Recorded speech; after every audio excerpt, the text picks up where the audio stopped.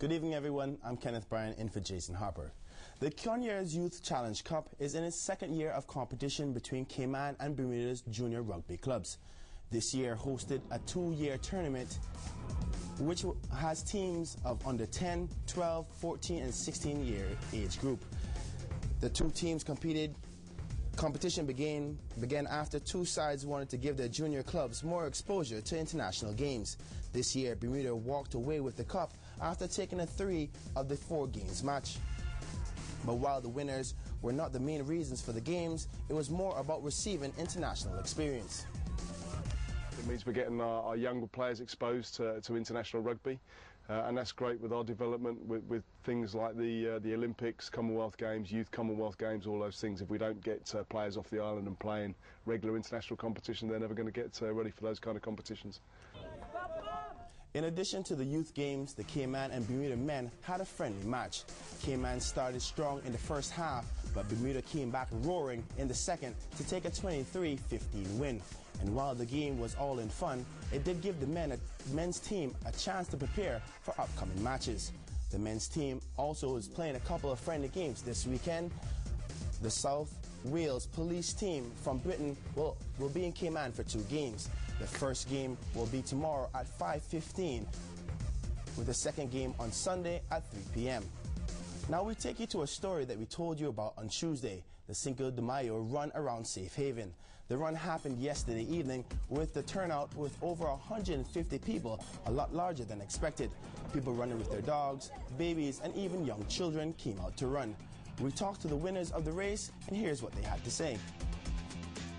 It's about 5 seconds quicker than the Earth Day race a week ago, so I'm happy. It was a much more tactical race than that race. That was a really tough race. It's really hot out right now, and I just ran the Boston Marathon a couple weeks ago, so it was a really hard one out there.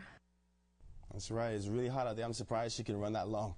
The Cayman Islands Athletes Association held its May Day meet last Saturday. It was a track and field meet at the Truman Bodden Sports Complex, just one of many the association holds during the track season.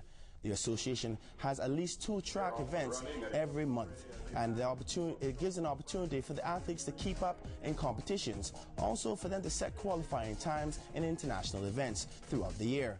The next event will be this month on the 15th of this month, also at the Truman Bodden Sports Field.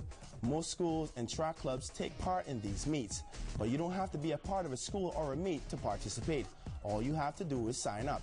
For applications, call Miss Elizabeth eBay at the association on the number there seen on your screen, 925-4763. That number again, 925-4763. Over now to the ICC 2020 tournament. England took Pakistan in the first match of the day. Pakistan lost the match with a score of 147-9 to England's 151-4. The Pakistanis were laid flat by the English players as England's scoring leader was Kevin Peterson, scoring a whopping 73 runs from 52 balls. And then there was the South African and New Zealand game. South Africa batted first with a score of 170-4. New Zealand came close to the win but fell short by 13 runs with a final score of 157-7. Tomorrow's games are West Indies versus Sri Lanka and Australia versus India. We'll have those results for you tomorrow on Sports. For now, that's it.